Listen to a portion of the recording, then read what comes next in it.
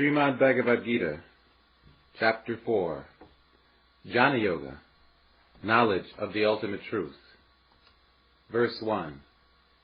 Lord Krishna said, I instructed the imperishable science of uniting the individual consciousness with the ultimate consciousness unto the sun god Surya, who taught it unto his son Vaivastu Manu, who related it unto his son King Ikshvaku. Verse 2. In this way, the saintly kings came to know this science received by disciplic succession. After a great duration of time, this science of uniting the individual consciousness with the ultimate consciousness became lost in this world. Verse O conqueror 3. of the enemy.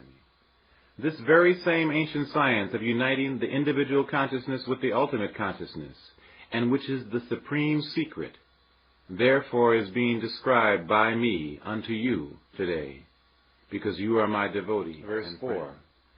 Arjuna said, Your birth is recent. The sun god's birth is previous. Therefore, you instructing in ancient times, how am I to understand this? 5.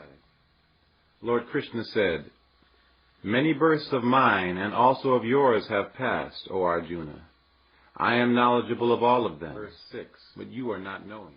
Although being birthless, imperishable, and immutable, the Lord of all living beings, being so situated, I appear in this world in my original transcendental form by my Verse internal 7. potency. Whenever and wherever a decline of righteousness and a predominance of unrighteousness prevails, at that time I manifest myself personally, O descendant. Verse of 8. Bharata.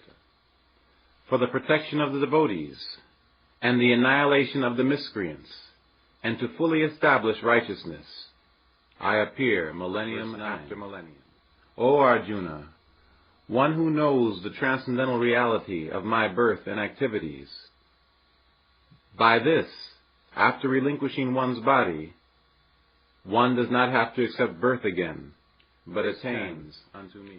Freed from attachment, fear, and anger, fully absorbed in me, many persons being purified by knowledge and austerities, being fully situated in me, attain loving devotion. Verse 11.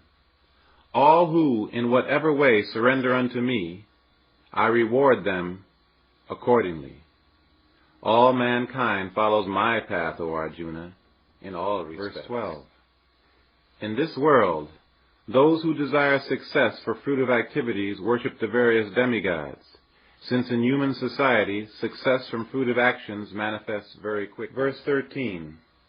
The 4 divisions of human order were created by me according to differences in quality, activities, and aptitude.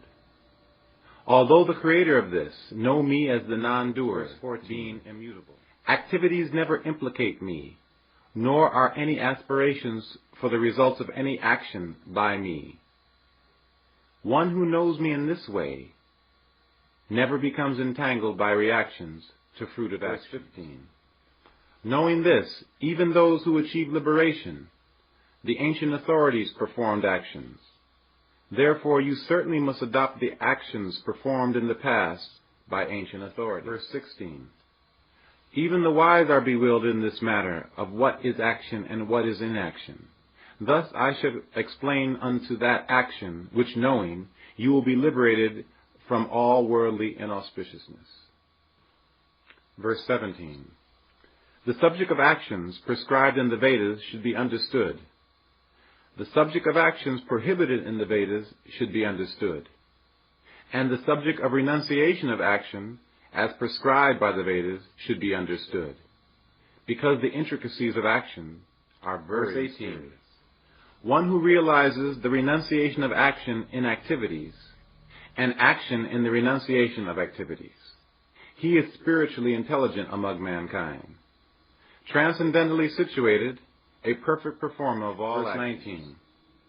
One whose every undertaking is devoid of motivation for fruitive desires and sense gratification, and who has incinerated all activities in the fire of pure knowledge, the spiritually intelligent describe him as educated. Verse 20. After giving up attachment for fruitive results, always satisfied, indifferent to external phenomena, he, in spite of being engaged in activities, does not do anything at all. Bereft of desire, controlled in mind and body, relinquishing all conceptions of proprietorship, that person never incurs sinful reaction, performing only actions to maintain body. Verse 22. Satisfied with whatever comes by its own accord, tolerant of dualities, devoid of envy to others, and while performing is equipoised in success or failure, is verse never 23. Affected. For one who is unattached to material nature, who is liberated, whose heart is situated in transcendence, who performs all actions as sacrifice unto the ultimate personality, all reactions are dissolved.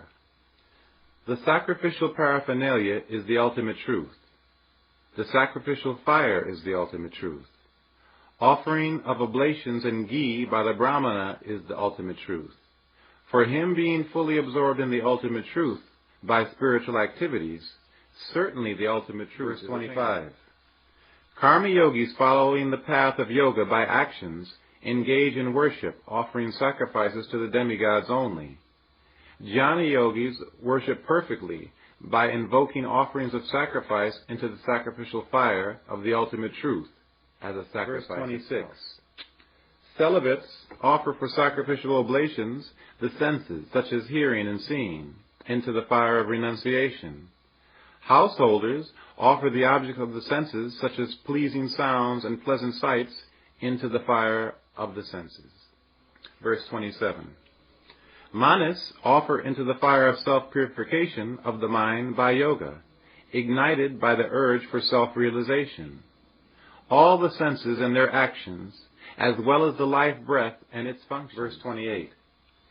There are others donating their possessions in charity as sacrifice, performing austerities and penance as sacrifice, practicing the eightfold mystic yoga system as sacrifice, and studying the Vedas and acquiring transcendental knowledge as sacrifice.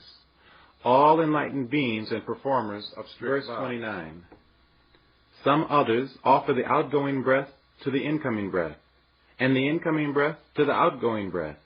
In this way, checking the flow of both the incoming and outgoing breaths, they arduously practice breath control. Others, strictly reducing their intake of food, offer the senses into the life breath. Verse 30. Indeed, all these are knowledgeable of the principle of performing sacrifice, purified of sinful reactions by performance of sacrifice. Those who have tasted nectar as the result of performing sacrifice reach the eternal ultimate truth. Verse 31. O Arjuna, one who performs no sacrifice is not fit for this world, let alone the heavenly worlds. Verse 32. Various kinds of sacrifices like this are prescribed by the auspices of the Vedas. Understand that all manifests from actions. Knowing this, you will be liberated. O Arjuna, offering sacrifice in knowledge is superior to offering sacrifice of material possessions. O subduer of enemies, all fruitive activities come to an end entirely by knowledge. Verse 34. This knowledge should be learned by accepting a spiritual master and by submissive inquiries and rendering service unto him. The self-realized and holy saint, endowed with divine revelation, will instruct you. Verse 35. O Arjuna, knowing that knowledge, you will never be subjected to illusion like this again, by which you will perceive all living entities in the soul, and then. Verse 36. Even if you are the most sinful of all sinners, yet you will cross over all sins and miseries by the boat of transcendental knowledge. Verse 37. O Arjuna, just as a blazing fire turns wood to ashes, similarly, the fire of knowledge turns all reactions from fruitive activities. Verse 38. To ashes. In this world there is nothing that exists as purifying in comparison with transcendental knowledge. One perfected by the science of uniting the individual consciousness with the ultimate consciousness automatically attains that knowledge in the self in course of time. Verse 39. One with full faith, attentively focused, who has conquered the senses, achieves transcendental knowledge, and having achieved transcendental knowledge, quickly attains supreme peace. Verse 40. The ignorant fool, one without faith in Vedic scriptures, and one afflicted by inner doubt and uncertainty, is ruined. And for one afflicted by doubt and uncertainty, there is no happiness in this world, nor Verse 41. O Arjuna, activities cannot bind one who has renounced the fruits of activities. Overcoming all doubts by the transcendental knowledge of the science of uniting one's individual consciousness with the ultimate consciousness, attain that state of self-realization. Verse 42. Therefore, O Arjuna, by the sword of transcendental knowledge, destroy these doubts of the self, born of ignorance, situated in the heart, and taking shelter of the science of uniting the individual consciousness with the ultimate consciousness, arise for battle. Thus ends the MadBhagavad Gita Trust translation of MadBhagavad Gita, Chapter 4, entitled Jnana Yoga, Knowledge of the Ultimate Truth.